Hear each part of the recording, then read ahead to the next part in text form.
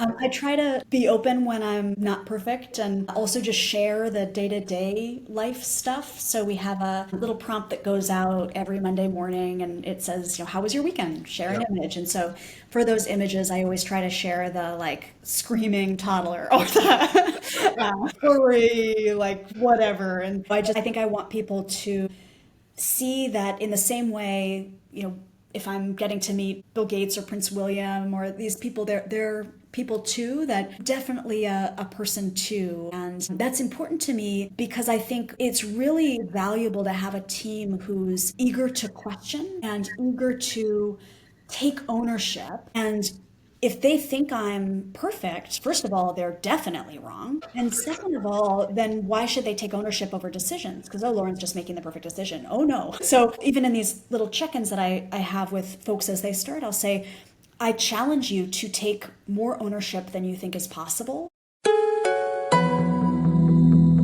Hi, I'm Lorne Rubis, the host of Culture Talks, where we meet next gen leaders and find out how they're taking on the world's nastiest problems and making better workplaces. So we're learning about them, what they're doing and why they're doing it, and to give you some insight there. And today we're fortunate enough to have Lauren Dunford, who's the co-founder and CEO of Guidewheel. And I know that you'll want to go and get all the information that you want, both through LinkedIn and through their website, but just level set a little bit. Guidewheel is sort of the Fitbit of manufacturing. They are a factory ops powerhouse that gives insight to anybody that's running any kind of machinery, frankly, around how to do it more efficiently, productively. It's more engaging for team members because their dashboard really kind of gives insight as to what's going on. And as a byproduct of that practical productivity impact, they're making a big difference to sustainability. So they're around the world right now. You've got, I know, 250 big brand names that are part of you. You're knocking it just out of the park. And a little bit about Lauren herself. She's got a Stanford MBA, Fulbright scholar, just all the bells and whistles. But I want to take you to somewhere that very few of us, Lauren, ever get a chance to go. Just recently, Guide was one of 100 companies that are recognized by the Davos people. 15 are actually invited to go to Switzerland, to go to Davos. And there's a picture of you with Bill Gates right beside you and then Prince William, and you're having a conversation with them. And if you could talk about it, and I don't know if you can or not, but what were you talking about? What did that moment feel like? I mean, for most people, just thinking about going to Davos, most of us are never going to get there. And most of us don't hang out with Bill Gates and Prince William, and they do it at the same time. Can you describe that experience? What's going on in your head?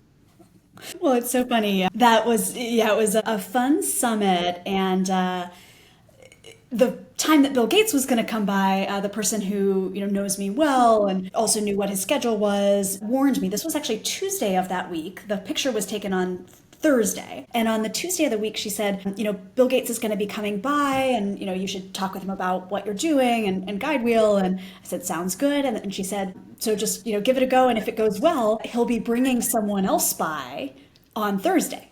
And so I had to Google at that moment. My Google search was, who is more famous than Bill Gates? No Who kidding. would, who would he be bringing by?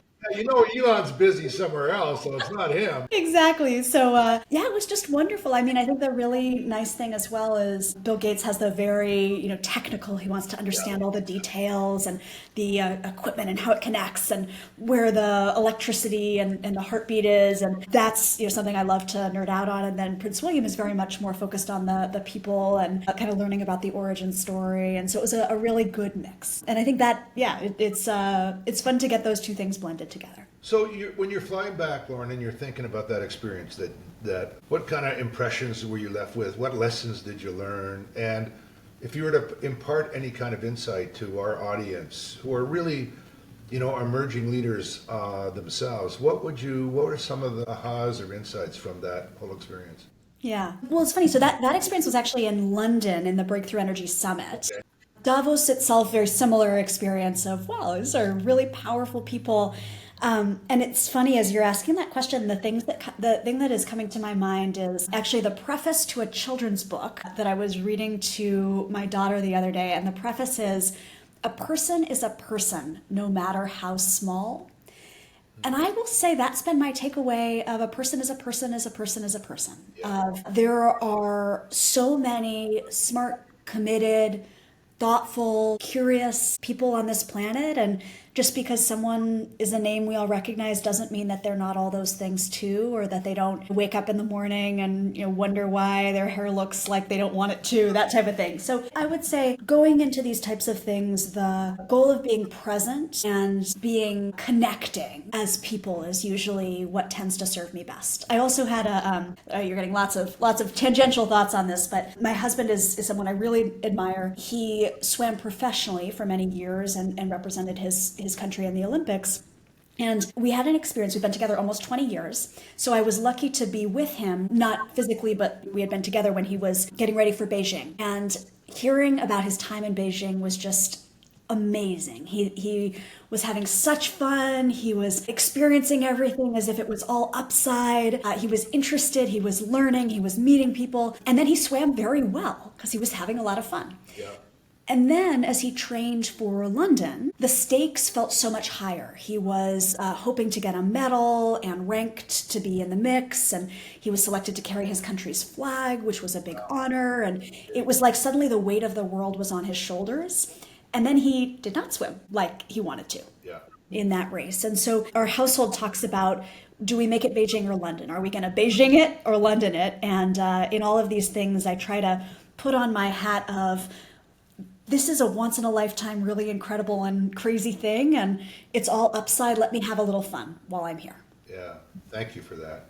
When I first met you, we're both fortunate to be connected to the Unreasonable group of companies. You're a fellow, which means you're one of the founders and CEOs that are part of about 400 incredible companies worldwide. And I get a chance to be a mentor there with 1,000 or so folks. But we were at a conference together. And I didn't know you, I hadn't met you yet, but you were in the room and you had just lit up the room. And I say this without trying to, not in any kind of patronizing way. You just had this magnetic energy about you. And it just was just so obvious that where does that energy come from? And it's not a perfect day every day, right, Lauren? You talk about a person as a person, right? The book you share with your daughter. Tell me about, where does the energy come from, and then how do you navigate those crappy days? Yeah. Well, where does the energy come from? It was a topic in the speeches at our wedding. It's been just like how I grew up is that kind of, some find it very annoying, but like real intense energy. I will say it comes from getting a lot of sleep. So just making a plug out there that in my seat as CEO, I think it's a really good excuse to make sure I'm in a condition to be making good decisions. So I have a sticky note on my computer that says the number one job of the CEO is to make good decisions, which gives me an excuse to go to bed really early and get plenty of sleep because I know I'm not making good decisions if I'm sleep deprived. And I also do that calculation, which really made it clear of if you're working at 95% or 90% for 10 hours or 12 hours, that's actually a lot better than working at 70% or 60% for 18. And so I don't try to over optimize how much I work. I love my job. And so it's fun to get to lean into this exciting moment. But thinking about, let me be effective and smart in how I'm working and in how I'm keeping myself in a position to be making good decisions. Yeah, and I think your daughter's, without getting into all the personal stuff, but I think that she's under a year old, right? And I know you love to dance and to run and you do a lot of things to try and keep yourself fit. I mean, if you're selling fitness in machinery, right, there you go. But I remember I listened to one of your podcasts that you were talking about having a moment when you were doing funding and it was hard and it was really tough. Yeah. And you were talking to your dad about how hard it was and how you navigated that. And what's your insight about that? Because I think that's helpful to other leaders to think about where do you tap into reserves to get yourself going through some of the really hard stuff, doing the hard work of the hard things, right? Yeah. And it is so hard. Like I think the moment that you're referencing, I think I had just been just slammed with rejection after rejection, and I was going and complaining to my dad because I was living in my parents' basement during COVID, and what he said was, "Wow, sounds like you're learning a lot, and you always loved to learn." And so leaning into learning as a mechanism to be approaching the challenging times with the silver lining mentality is something I do quite a bit. So from a practical perspective, I like to structure, hey, what am I focused on learning right now? What's important for me in the CEO seat to be upskilling or improving? And then treating that as like, oh, wow, I'm getting the best possible course in the world on this thing. If I supplement it with books and some mentorship and those types of things. So leaning into, wow, this, even though things are not going my way, or it feels like the whole world is coming down around me, could there be possibly a better learning opportunity than this? And usually the answer is no. I've chosen this job partly because I love it and I would do absolutely nothing else if I had all the money in the world or a choice, but also because I could not be learning this much in any other role. And so if I ask myself the question, could I be learning more than this, or could I be in a position of learning more than this, that I think helps me get the most out of where I am and always makes me feel like, wow, I'm the luckiest ever to be where I am, even if it feels absolutely terrible at this moment.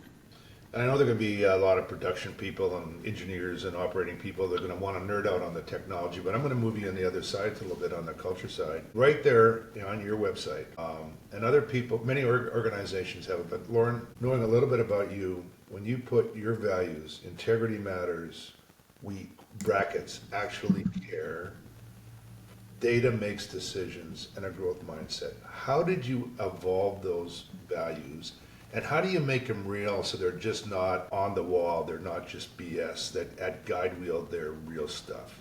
Yeah, totally. So arriving at those values was actually one of the first things my co-founder and I did. And what we did was grab a ton of sticky notes, classic approach, grab a lot of whiteboard, white pieces of paper, etc., get a big table space and try to put out there what we thought was important and also what we thought was true about the constituencies of Guidewheel. With constituencies being us as co-founders, we were going to be involved. And so putting things out there that was going to be true of us anyway would make sure that the values aligned naturally. So, data-driven decision-making, integrity, and care are very core to both who Weston and I are. So that was one piece of what's going to be core anyway. And then constituencies also include our customers, our investors, our team. And so thinking about who are the customers we're serving and these hardworking manufacturing teams, what are their values? So growth mindset and continuous improvement are kind of two sides of the same coin, and continuous improvement and lean principles are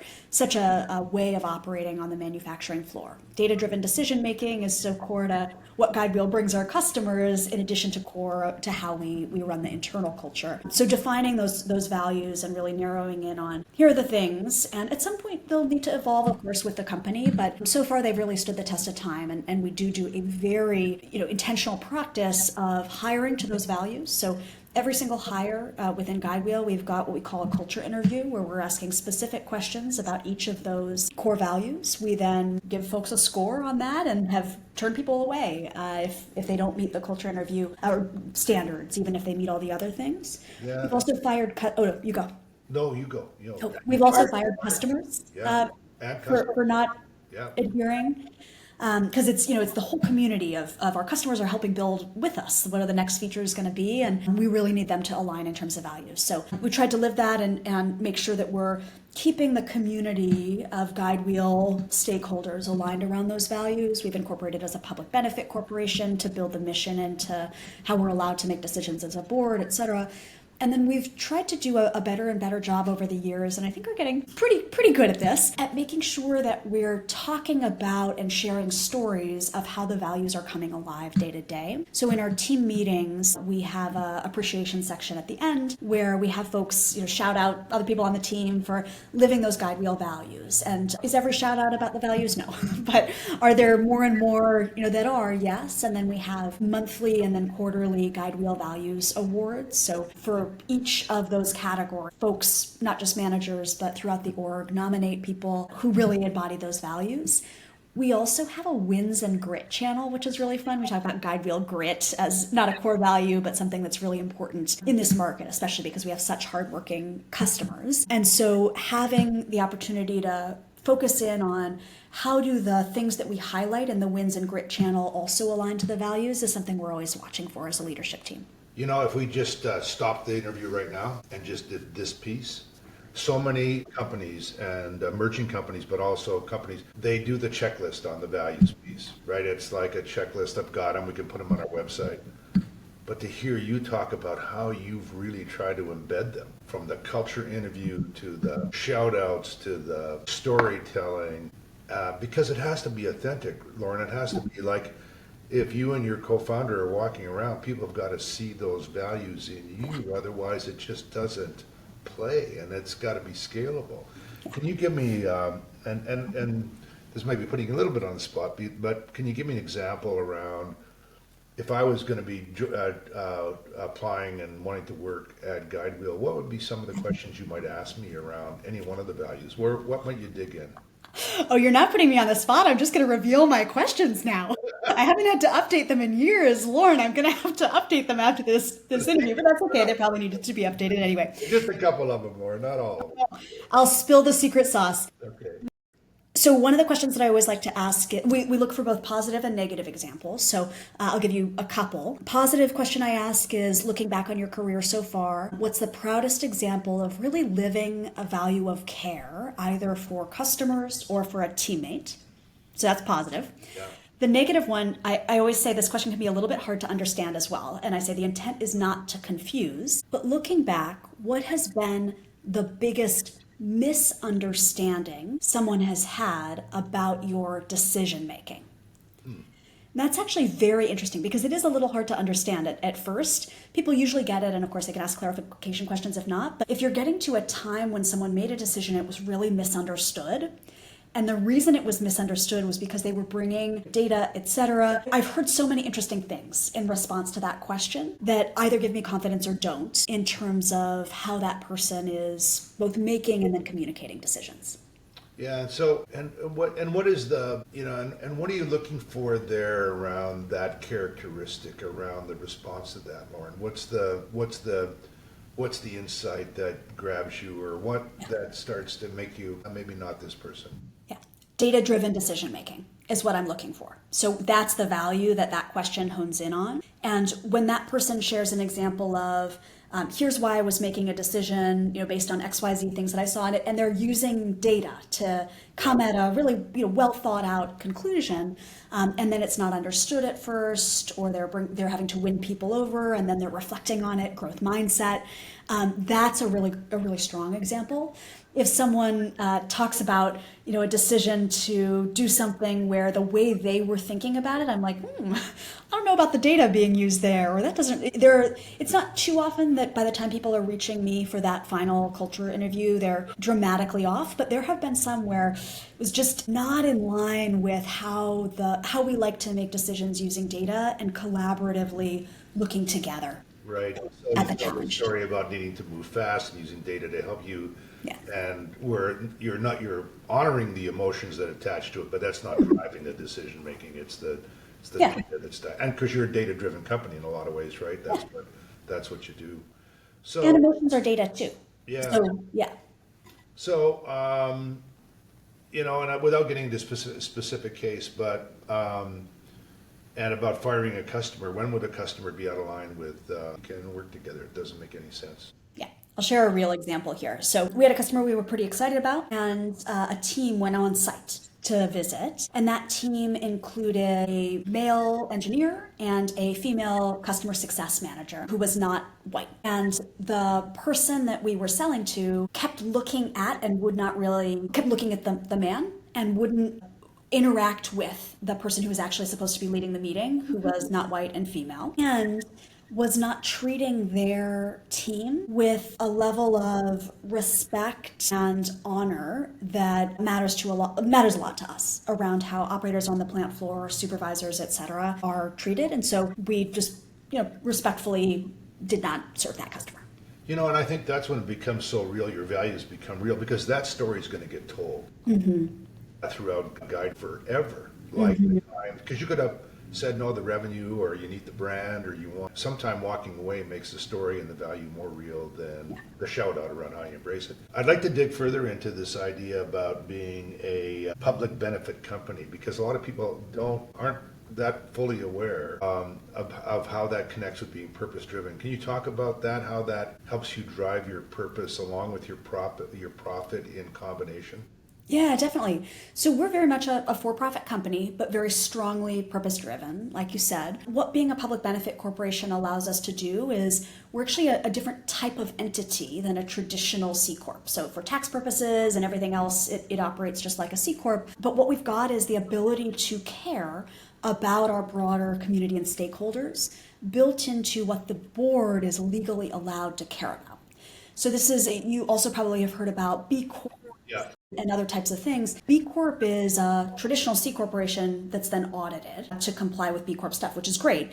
This is, in some ways, an even stronger thing because it actually changes what's legally allowed by the board, which was really important to me and my co-founder from the very beginning, even though when we incorporated as a public benefit corporation, this was not something people had heard of. And so I remember it was one of the really crushing moments during the fundraise. I was coming out of another pitch and I was in a co-working space in Oakland that was not mine. It was like the investors. And I remember seeing a call from a VC firm that had already committed to put in money. And I was like, uh-oh, like what is this call out of the blue? So I call back as I'm walking into this little phone booth, and I walk into this little phone booth in the co-working space, and they're like, what is this PBC? What does this mean? We don't believe we can justify investing in something that's not a for-profit company, because they're very much traditional VC. And so we are a for-profit company. They got really comfortable with it after they learned all the examples. Patagonia as a PBC, Kickstarter as a PBC. There were examples out there, but it was something that was so unheard of. Importance of getting that right from the start and making sure that as we go on this journey, we can continue to build the mission in. Can we build the mission in ways that don't drive the profitability of the company? No, because that's not going to drive the biggest impact anyway. It has to be aligning the business impact with the purpose that we have. But we really like that incorporation because it gives us the ability to not have to justify every single move that might seem like a way too long term, and to instead be able to think long term about building a generational company from the start, but have it be clear that it's okay for the board to do that. I just love that you and your co-founder have done that, Lauren, and I'm glad that these VCs, the more traditional ones, who are willing to learn themselves, because I could see that being saying, hey, that's not part of our covenants, we can't do that, but what it does, it makes it puts definitely profit driven. Yeah. But you're not going to be hopefully put in a position where you're going to have to do something that contradicts your belief in sustainability or taking benefits away from people just because you have to drive EBITDA up anyway, that's just a powerful leadership thing. So thank you for I hope people explore that further when they listen to this. You have something on your website with one of I have never seen this in any company, and I study companies, that's all I do. I've never seen this right on the top team. You have a head of culture and onboarding on your team. Do you still do that? Is that tell me about that role. Oh my gosh, Wow. Yeah. Again, for all you audience, please, this is a hard-nosed, driven, you got a Stanford MBA, you got and you've got on your top team a head of culture and onboarding. Yeah. Why? What do they do? Yeah. This is a cool role and an even more amazing person. So we had heard horror stories of companies at a similar stage to ours coming out of Series B, stepping on the gas, having product market fit, building out those key pieces of the company and having it all feel good until boom, it wasn't. Because the cultural foundation that had been there at 45 people really wasn't the same at 90 or 150, et cetera. And I'd heard enough of those stories that it felt like a very important decision to resource the people side of the equation as we were building out the additional people on the team. And we were lucky to have just one of our most stellar teammates who had grown with the company, the kind of person where working with her is like best of the best of the best, super fast moving, results driven, but with a also warm heart, one of those like awesome people. And so Charlotte, who's in this role, was the person that we promoted into owning how do we keep the amazing culture that we've built and even make it better, because it's got to become worthy of a company that's Series C and beyond as well. But how do we evolve that in a way where we don't get over our skis? We do keep the foundation strong. We do keep the company cohesive. And I've been really pleased to see how that role has been paying off. It's actually quite I think, definitely a business decision. So her outcomes are around account executive productivity. So how many of our account executives are crushing quota? What is average quota attainment? They're numbers, but they really tie not just to supporting the account executives and making sure we hire the right ones, which is important. That's the growth engine of the company, but also to engineering and product marketing and all of these things around the company, which an account executive isn't going to be productive long term if those things aren't in place. So it's actually been really wonderful to see how that's playing out. She shifted into that role in December, so she's been in seat for about 3 months now, and I'm just blown away with how impressive it is. It is just huge, like and you do have a chief people officer. It's not like you're not. This is not just this is a separate role it's a complementary role. Yeah. To that role, and it's like, and the view that it's speed to align contribution. Because no results, no job, right? I mean, it's that. But what are some of the things then you're doing, though, to kind of accelerate that? What are some of the actions you've seen taken that people listening to this can learn about and apply in their own worlds? Yeah, totally. It's not rocket science, but it is hard to do right. So she's been building out phenomenal onboarding for each of the key new teams, starting with the ones that are closest to account executive productivity and then going out from there. Onboarding, rules of engagement, making sure people have that clear, here's exactly what you do when you come in, etc. Building out as well the understanding of the market and customer that we serve in for those account executives. So we have a whole section on introduction to manufacturing. We assign people to read an excellent book. If anyone's interested in factories and looking for a novel about factory management, the best one I have to recommend is called The Goal by Elia. Fantastic. I've read it. It's an epic classic. Exactly. Completely. Yeah. So we have everyone read The Goal. We get them aligned in cohorts. Before we had been kind of hiring people ad hoc. Now we have dedicated cohorts, so they're part of a group of people where they can be asking questions and getting to know them, seeing the cohorts name themselves, and have a big, a lot of fun. It's really great. We also have started to institute much more thoughtful use of company meeting times. Things like how do we reinforce the key aspects of a company. Just last week, we had heard a piece of feedback that people didn't understand enough about the details of the product and engineering work. And we said, oh my gosh, well, that makes sense because we don't have an AI and engineering portion in the weekly meeting that we do. Let's add that in. Let's make sure those pieces are reflected. Let's provide leaders with the right guidance, and let's do surveys and make sure that we're keeping a really tight pulse on everything that's happening with the team, with an eye towards we're building a dominant, generational, category-creating company here. So every second of time that we're spending should be used towards that. We also, I'll add one last thing, which has been fun. This is not a new thing, but we like to have the team choose a quarterly song. So every quarter when we're doing the team survey, you have to fill out the survey on different things that you like or dislike or recommendations you have about the company, ratings of, I measure myself on 1 to 10. How likely are you to recommend Guidewheel as, quote, a place where values-driven high performers can reach their full potential? So all that survey stuff gets bundled together with, you can suggest a song for the quarter, and then the company will vote on it. And our song for this quarter is from Hamilton, the musical, and it's My Shot, which is all like such a, oh wow, this is the moment. And I was just, when I saw that team vote come in, I got real happy. And now I've been listening to it on repeat. I love that, and the data, collecting the data around that question that's made transparent for everybody to see how you're doing, and that's one of the core measures that you have around how you're advancing your culture on that particular. You want the high score there on that, obviously. Yeah. That is. What other kind of data points that you look at around what are your indications, Lauren, that the culture is moving in the right direction? What are the data points for you?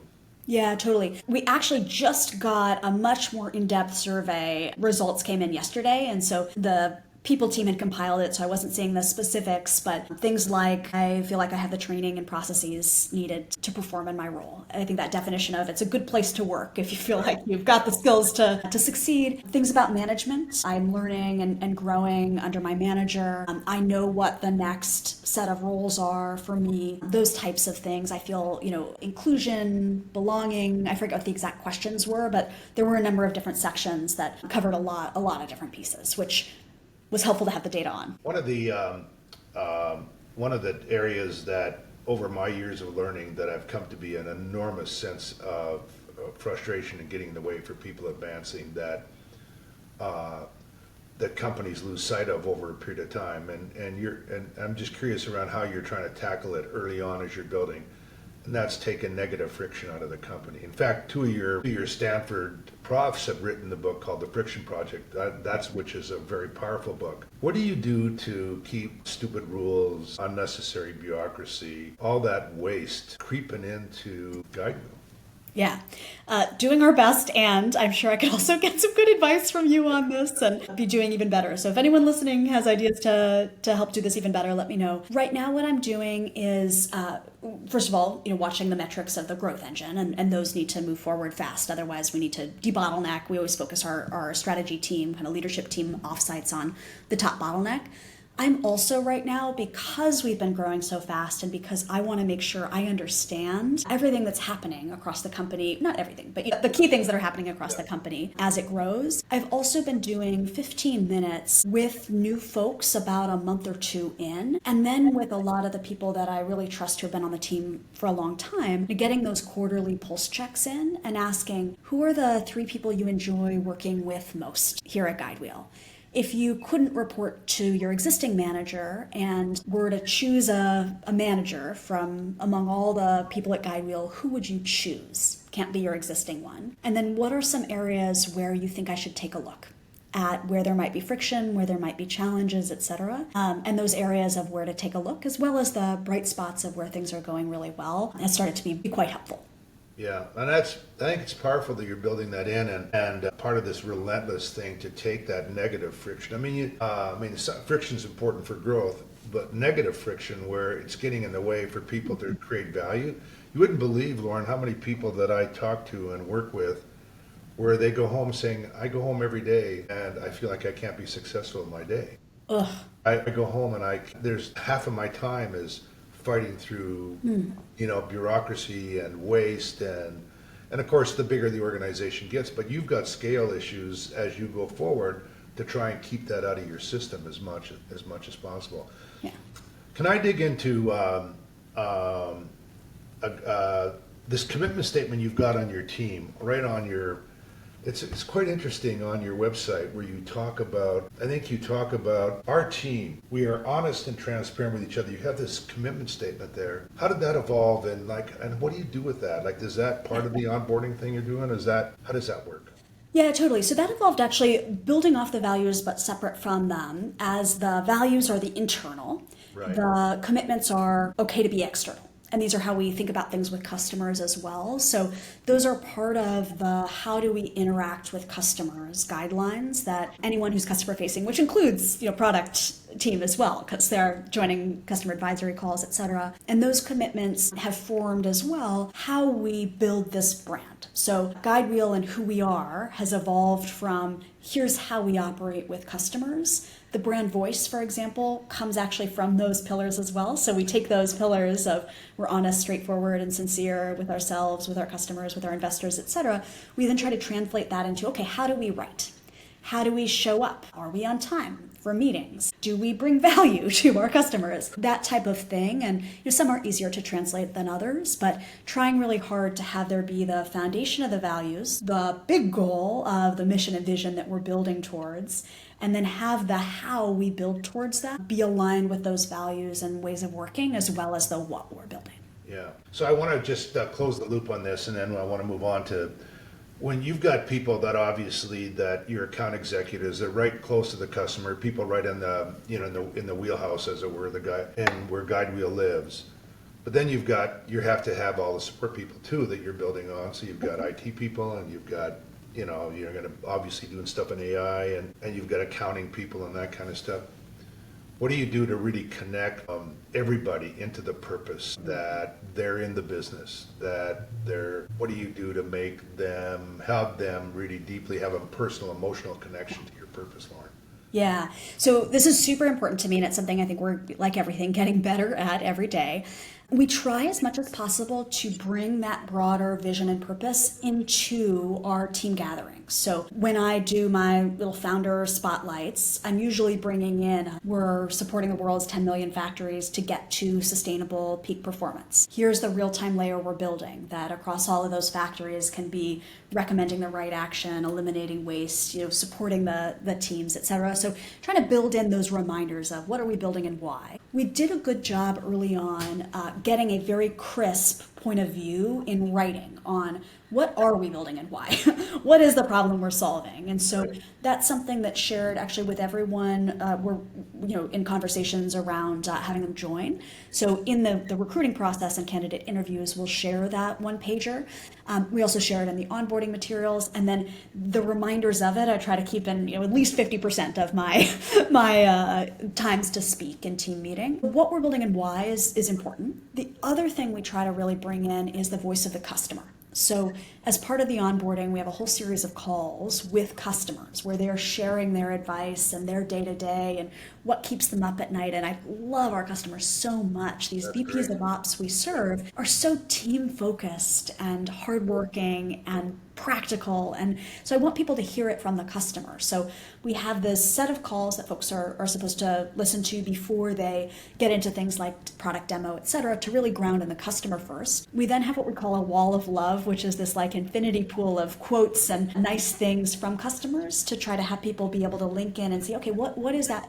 What do we want customers to be able to say about us? Here are examples of what they have said that we'd like more folks to, of course, be able to say. And then we try really hard to bring in the voice of the customer to every single full team meeting that we do. The customer experience team owns that, so they're responsible for preparing a highlight from which we can learn that spotlights a customer team. So yesterday's was a fun one because it was a manufacturer of animal crackers or animal cookies. I don't know, whatever, the little kid things. So we got to both learn a little bit about the process. This is part of the fun of like, oh my gosh, we get to work with people making all these things. So yeah, let's learn about animal crackers and how they're made. And then we also got to learn about how one of our new customer success managers was applying this onboarding process where they were able within, I think it was the first like 24, 48 hours of working with that customer to identify for them a valuable insight that helped them XYZ improve. And so those types of trying to be as quantifiable as possible, as customer-centered as possible, and really bring the full team into the world of our customer, even if it's for 3 or 4 minutes during a team meeting, is important to us. And then, of course, that wins and grit channel. That's where we encourage people to share more and more of those as much as possible. Also, there was one that came in 2 days ago where it was a perfect example of you could just see the Guidewheel data from the customer being pulled, and it was this beautiful trend line of their runtime since they got started, and you could see when they started and where they are now, and it was beautiful 25% improvement even just over the course of 2 months. So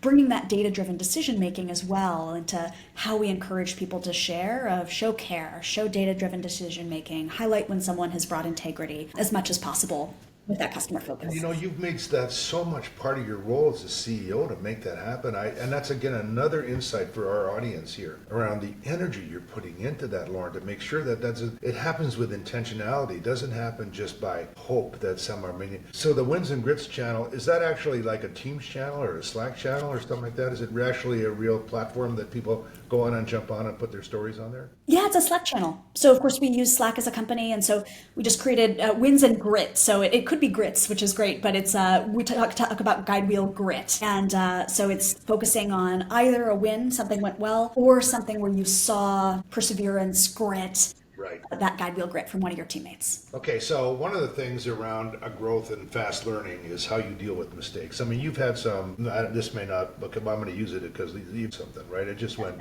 just south with a customer or something happened. Okay, how do you deal with that? How do you make that constructive and positive, Lauren? Yeah, sometimes better than others. Usually trying to look for, if I were to take this thing that happened, this customer stuff that went wrong, or this, oh my gosh, how did we forget to do that? And somehow that were to have been the best possible thing that could have happened, what would we have had to do with that thing? And so I don't know if you've read the 15 Commitments of Conscious Leadership, but there's this principle of, and it's going to sound a little weird, but all people and circumstances are my allies, helping me learn the most important things for my growth.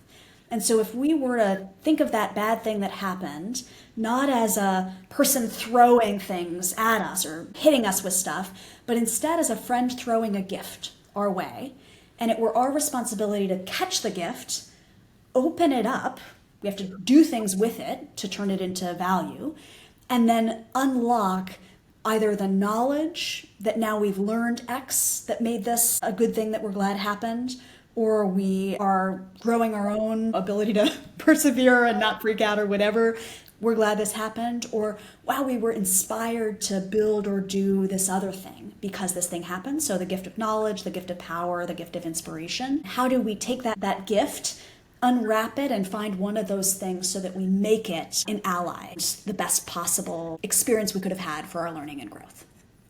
Do I do this all the time? No, but I try. I've heard you talk before about unwrapping these issues like gifts and using that metaphor as well. And you are both confident and humble, but you're not perfect, right? But I could see you being pretty damn intimidating. But you started with talking about the book you read to your daughter about every person is a person. So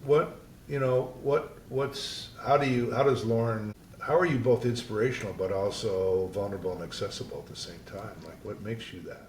Oh gosh, I do not know the answer to that. Maybe my team does. I try to be open when I'm not perfect and also just share the day-to-day life stuff. So we have a little prompt that goes out every Monday morning and it says, how was your weekend? Share an image. And so for those images, I always try to share the screaming toddler or the furry, whatever. And I think I want people to see that in the same way, if I'm getting to meet Bill Gates or Prince William or these people, they're people too, that definitely a person too. And that's important to me because I think it's really valuable to have a team who's eager to question and eager to take ownership. And if they think I'm perfect, first of all, they're definitely wrong. And second of all, then why should they take ownership over decisions? Because, Lauren's just making the perfect decision. Oh, no. So even in these little check-ins that I have with folks as they start, I'll say,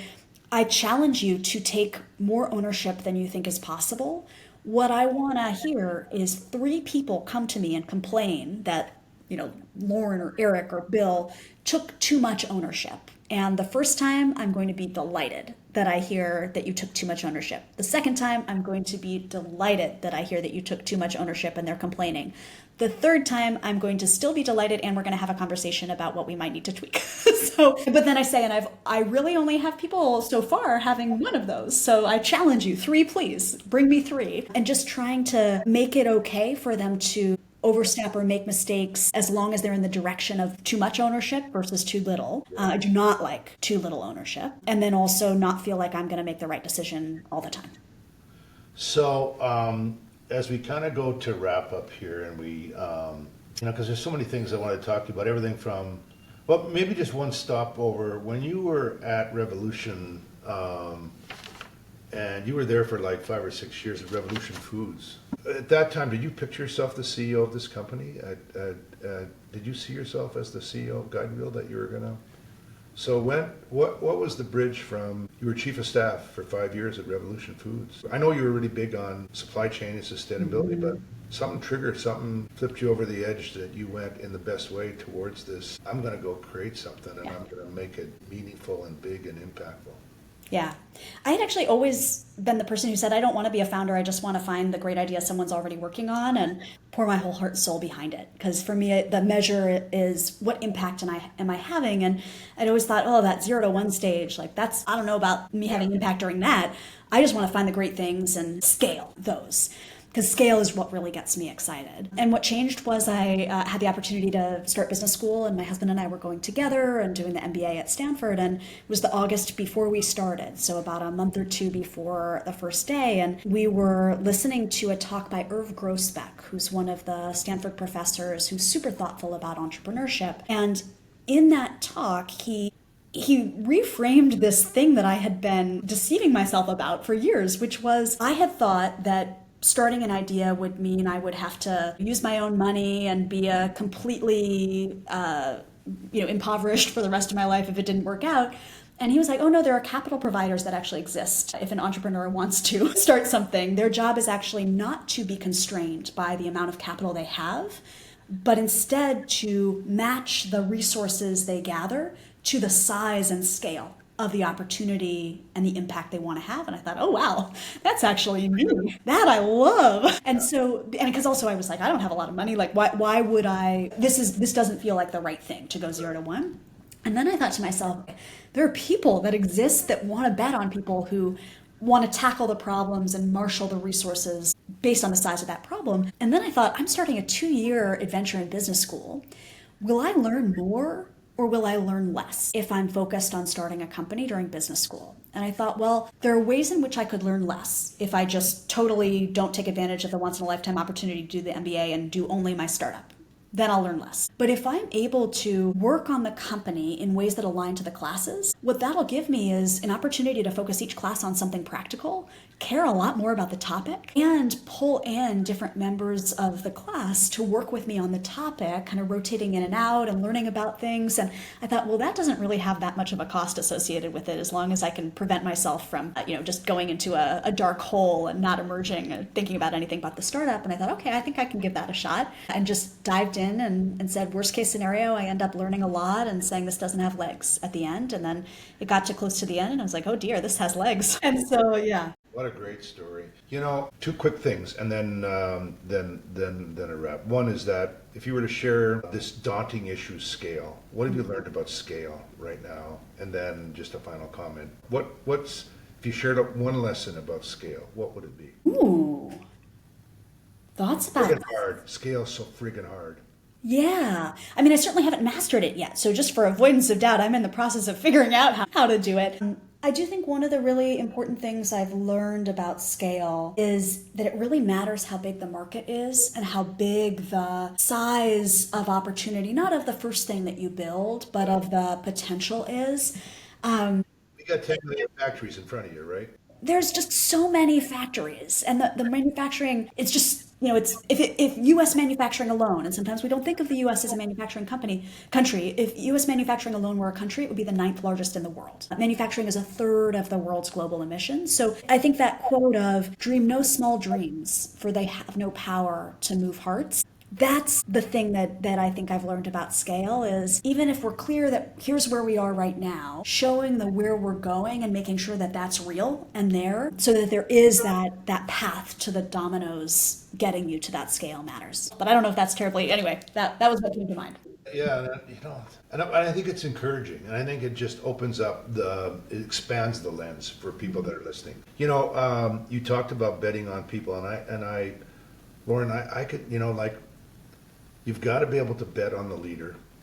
Like when I hear you and listen to you, it's like you can't fake it, right? And so, I know why, you would lighten up that room because people are betting on you. And thank you for investing in us here to share just who you are. And I know how much you love life and being a mother and leading a company, and I'm excited to see you at the top of that Glass or comparably list with your culture. Really, I mean it. I think you're going to be a 4.5 company with a high recommend to a friend CEO rating, and because I think you're working on the right stuff, not just the business model, but the end of the culture that you're building, creating a great place, not a perfect place to work, and to be a great and not a perfect leader. And thank you for your insights and inspiration. And I look forward to just following you and just cheering you on. So thanks, Lauren. I really Lauren, appreciate Thank you. I'm so grateful. I really appreciate your time as well. It's such a fun conversation. And just, I don't take for granted the trust that folks, everyone who's supporting us in all these different ways have placed in me. So I take it super seriously. And even if I have fun while doing it, let's do this the right way, even as we do. Just the beginning, right? So, all right. Bye for now.